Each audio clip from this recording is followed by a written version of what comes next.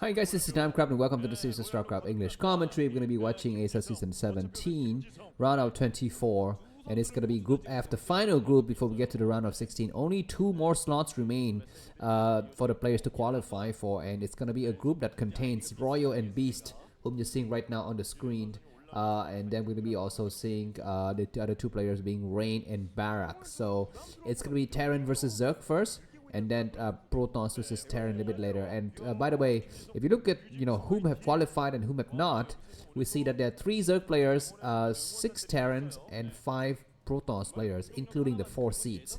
So for the first time in a long time, I think we finally have an over-representation of I guess Terran. But also more alarming is that there are very few Zerg players. So we'd like to see more Zerg players coming in to the round of 16 here. And Beast might be a serious contender.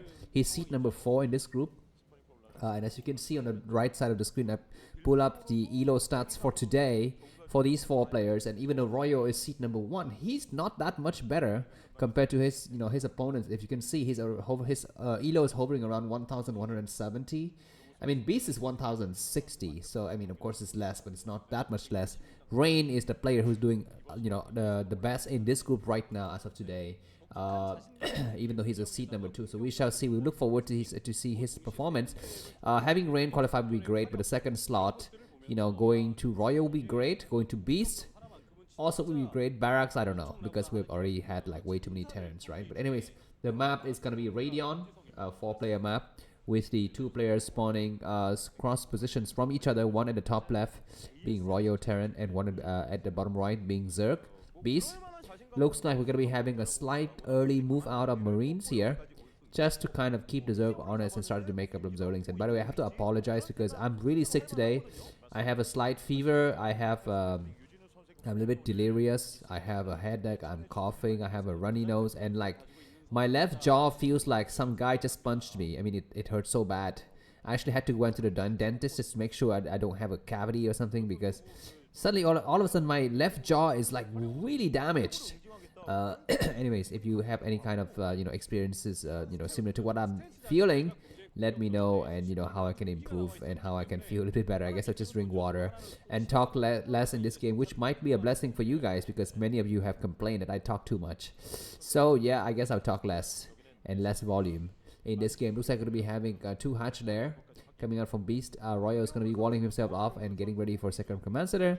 He possibly will be going for second barracks on the high ground, and we shall see entering bay and Academy coming up shortly here. There, scouting SCV from Royo is still out there, gathering vital information. 35 health remaining, so it can take about 2 more hits. This drone might try to stop it on the ram. Looks like it's going to try to do some shots here, but not able to completely stop the the SCV, and it's going to go inside. Still 10 HP remaining.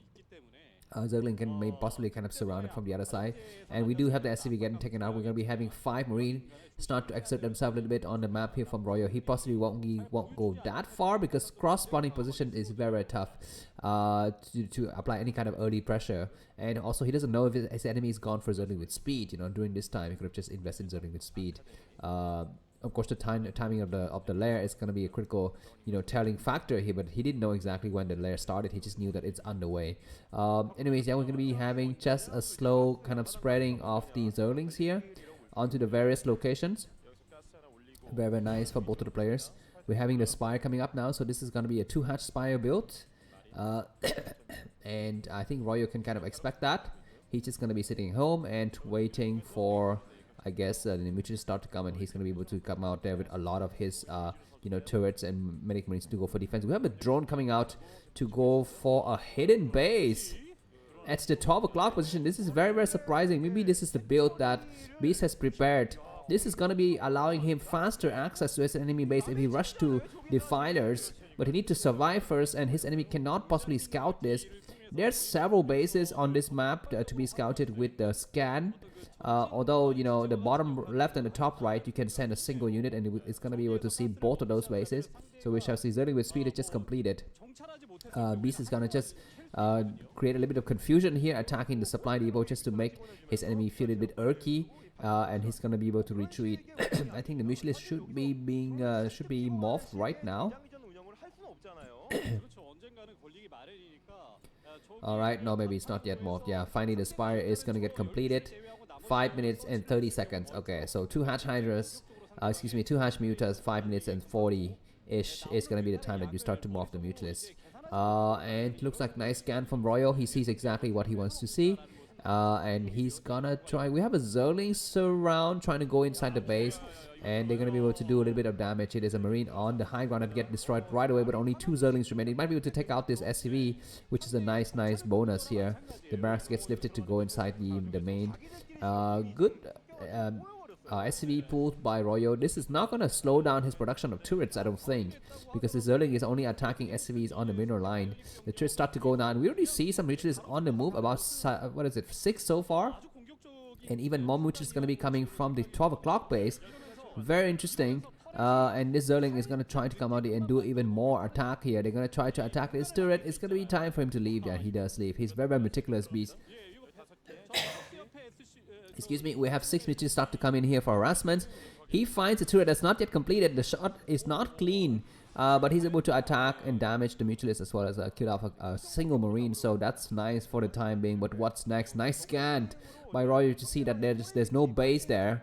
And yeah, in this kind of best of one, you know, this is the reason why weaker players tend to pull out this crazy built-in best of one, because, you know, first of all, your enemy cannot possibly have time to prepare for it.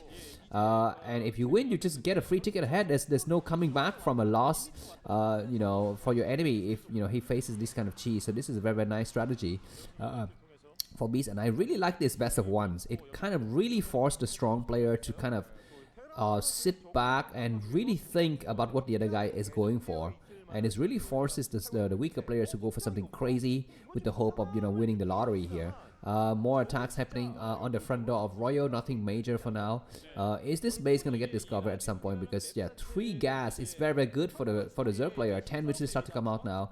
He's gonna come to it and try to go, you know, try to harass his enemy. And Royo must be thinking, why do you have so many mutualists? Out of it, just 2 gas. We have an SCV coming out. Oh my God, this SCV is gonna go and scout. Take out the SCV. What are you doing? He's gonna try to take out the SCV. He's trying very hard to take out the SCV, and the SCV dies. But there are just so many mutualists, and Royo must be thinking, what? He scans, but he's scanning the wrong places. And look at the expression on his face. He's not very happy to see that his enemy is going out with so much stuff. And what is this? Is that double Queen's Nest? Or is that single Queen's Nest and Hydra? And I'm not so sure, I could not see correctly. But now this turret on the high ground is going to get destroyed. Not a clean shot once again from Beast, but it doesn't matter. Not enough Marine to support, and these mutualists will be able to destroy so many Medic Marines on the high ground. But the number is thinning out, and now the information advantage is going to be critical. If Royo discover double Queen's Nest. What is the purpose of building double Queen's Nest? I've never seen this in professional Starcraft. I've seen double Hydra Den, I've seen double Defiler Den. I haven't seen double spawning pool. No, never. I've never seen double spawning pool, but double Queen's Nest. What is that for? Is it gonna produce a lot of queens? Anyways, yeah, we're gonna be seeing these mutualists doing a lot of damage. But the number of Medic Marines is really high. The number of mutualists is around 9. He's trying to attack the supply depot and buy some time. And Royo must be wondering, what is the strategy that you're pulling? I don't understand what you're trying to do. And I don't understand how the math works out for you, because why do you have so much forces? And now we see a scan. The hive is taken. How can you take the hive without a Queen's Nest? I don't see a Queen's Nest. I don't see a Queen's Nest. So why do you have a hive? Must be what he's thinking if he's good at mathematics. But of course you have to be good at mathematics first. Anyway, it's going to be having just more mutualists attacking and buying some time. Beast is doing the best that he can to make the Terran stay home. He doesn't want the Terran to kind of push out and discover the kind of sneaky attacks he's going for. So we're going to be having rush to Hydralists and Lurkers here. If you can get a nice Lurker contain in the front, it's nice, man. I mean, this game is already looking so good.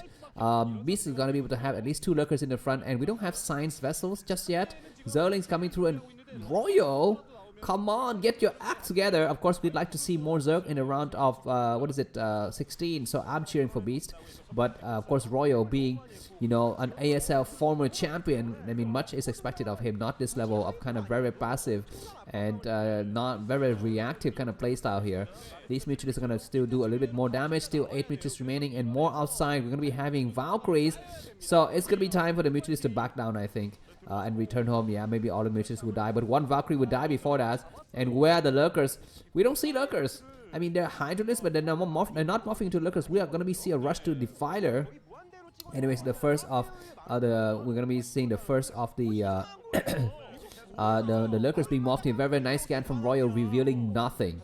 He's got complete no information. This is a blind spot on his radar, on his mirror image. I mean, this is what if you drive a car, there's a blind spot on your mirror, right? This is this spot that you won't see anything in the mirror, but there's actually a car there, and this is what happens. 3 triple Valkyries is nice, but you need to start to transition into science vessels now or tanks.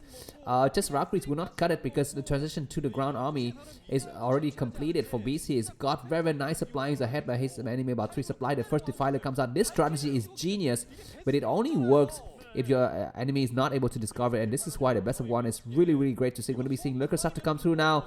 Defiler is going to have to cast the Dark Swarm. Maybe he's just waiting. He doesn't have the Dark Swarm just yet, but he's going to be able to create a kind of opening in the front door. Yeah, and Roy, you must be wondering, what the heck are you doing? Why do you have so much forces? I mean, why do you have so much gas? We're going to be having the Defiler start cast the first Dark Swarm now.